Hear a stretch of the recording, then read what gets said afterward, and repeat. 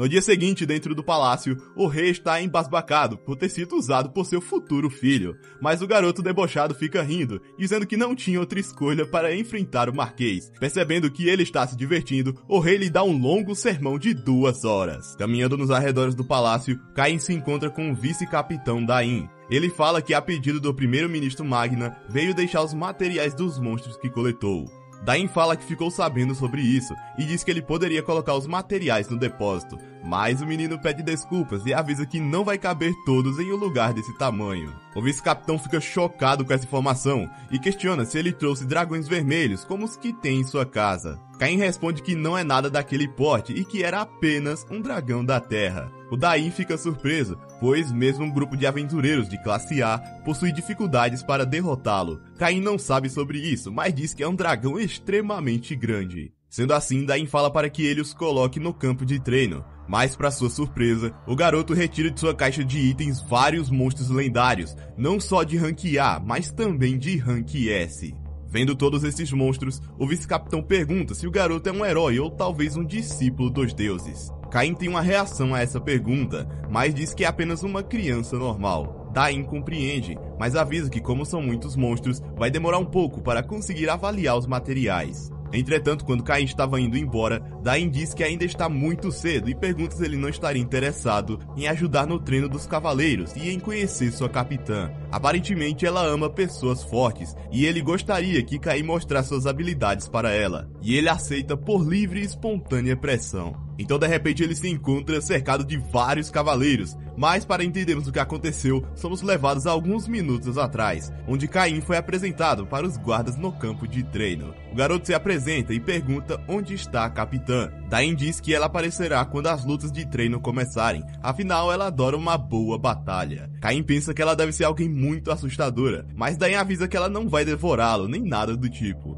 O vice-capitão decide dar início o mais rápido possível à simulação de batalha. Um dos guardas reais questiona se realmente podem fazer isso, afinal ele é apenas um garoto de 10 anos, e Daim diz que ele poderia ser o primeiro a tentar enfrentá-lo. Então a simulação começa. Por subestimar o barão, ele decide lhe dar vantagem no primeiro ataque. Caim então usou a magia de fortalecimento para ampliar seus atributos físicos, e com uma velocidade que os olhos não podem enxergar, ele avança e quebra a espada de seu adversário, assim garantindo a vitória. Quando estava indo embora, Daim o segura pelo braço e diz que foi melhor do que ele esperava, por isso sugere que Caim lute com todos os cavaleiros da Ordem Real ao mesmo tempo. Sendo assim, ele chegou nesse atual presente, onde está cercado por todos.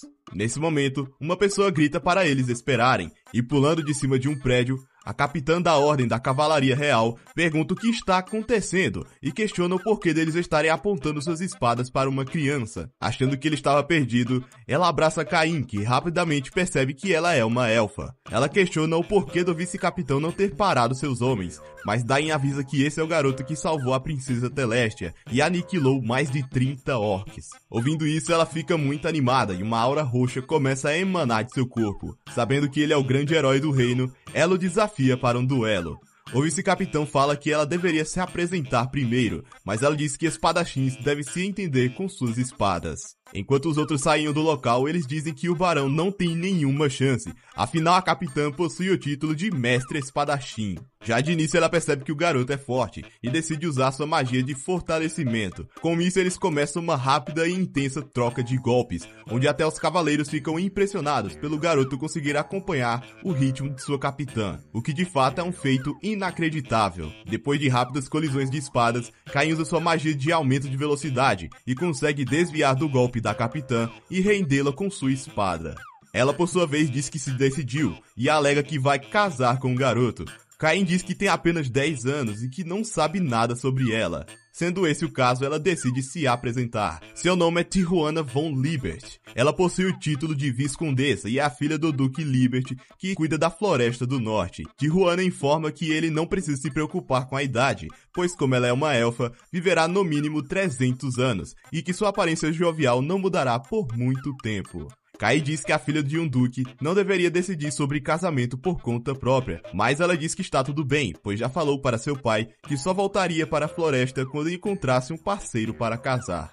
Ele diz que precisa conversar com seus pais e outras pessoas, e quando vai pedir ajuda para Daim, o malandro finge que está dormindo. Ela percebe que não pode tomar essa decisão sozinha e ordena seu vice-capitão para que consiga uma audiência com o rei nesse exato momento, e Caim percebe que essa é a pior situação possível. No palácio de frente à sua majestade, ele pergunta o motivo da capitã ter pedido uma audiência com tanta urgência. Tijuana então fala que decidiu que ela irá se casar com o barão Caim. Espantados com essa notícia, Garm e o rei perguntam como chegaram a isso e pedem que o garoto explique a situação. Ele diz que ganhou a batalha simulada contra a capitã, o que acabou levando a essa situação. O rei questiona se ele não falou sobre Telestia e Silk, mas Caim explica que não, afinal esse é um assunto confidencial.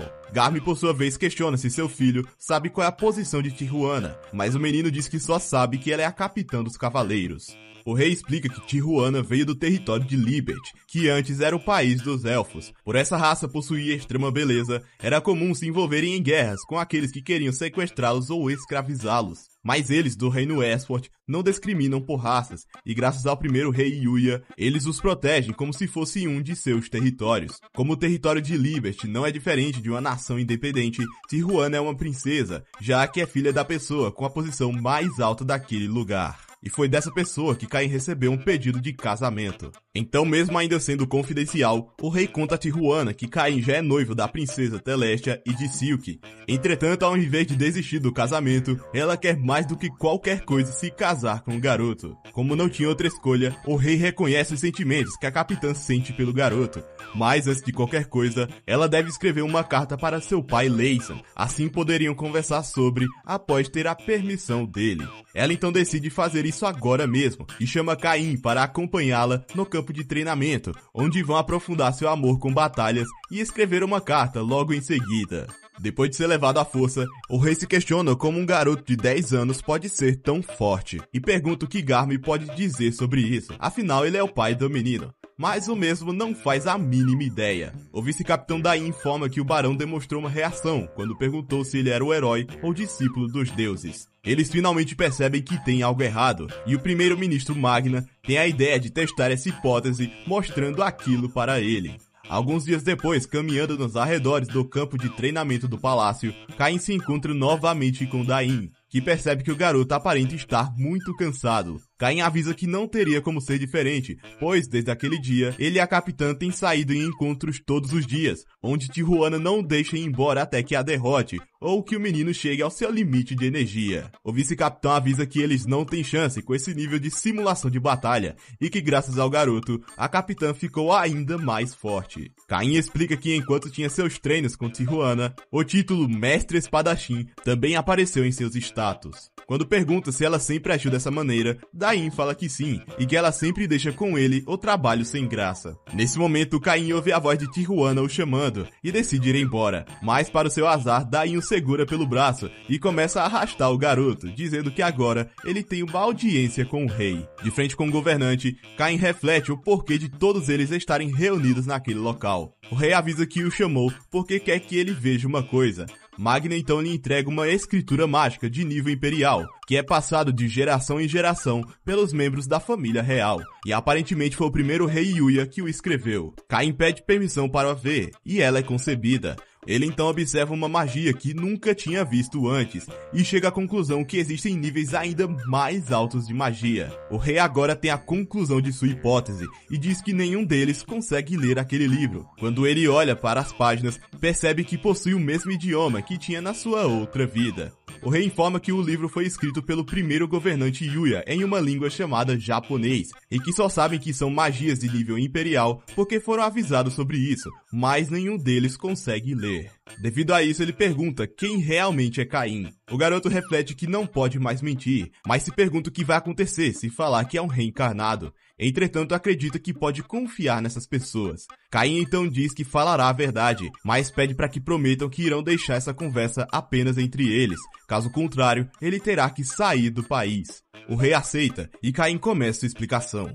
Ele diz que tem memórias de sua vida passada, memórias de um país diferente, chamado Japão, sendo esse o mesmo país de onde veio o primeiro rei. Curioso, Garmin pergunta se o menino realmente é filho dele e de sua esposa. Caim informa que não há dúvidas quanto a isso, pois os deuses lhe falaram sobre isso quando foi batizado aos 5 anos de idade. Todos ficam extremamente chocados ao saber que ele havia se encontrado com as divindades, e Caim fala que sempre encontra os 7 deuses quando vai à igreja, o que deixa o rei ainda mais desacreditado. Garmin então pede para que seu filho mostre seus status, e todos ficam embasbacados ao verem os verdadeiros níveis do garoto, e o título de O Reencarnado Escolhido dos Deuses. Já com a pressão baixa, o rei questiona o que mais deve esperar do menino, mas ele diz que com esses títulos, todas as pessoas do mundo devem se curvar perante a ele. Afinal, um escolhido de Deus é um título absurdamente alto. Caim, por sua vez, fala que não quer isso, e que mesmo tendo memórias de sua vida passada,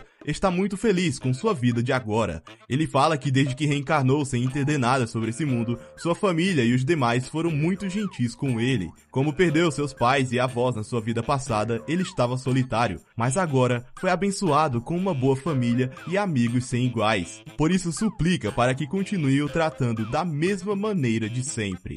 O governante então o reconhece como Barão Caim von Silford, assim como sempre foi, e faz uma brincadeira com o garoto, dizendo que seria melhor se ele fosse o rei. Nesse momento, Tijuana invade a reunião em busca de seu marido e mostra para o rei que recebeu permissão de seu pai para se casar com Caim, e simplesmente o sequestra para continuarem duelando. E é assim que eles percebem que Caim continuará sendo o mesmo de sempre, e que de fato ele não parece ser um escolhido divino. Sendo assim, o rei ordena que aquela conversa fique apenas entre eles. Enquanto ia embora, o rei deseja que Caim cresça e fique mais forte, para que proteja sua família e amigos preciosos, junto com todos os cidadãos que buscarem sua ajuda.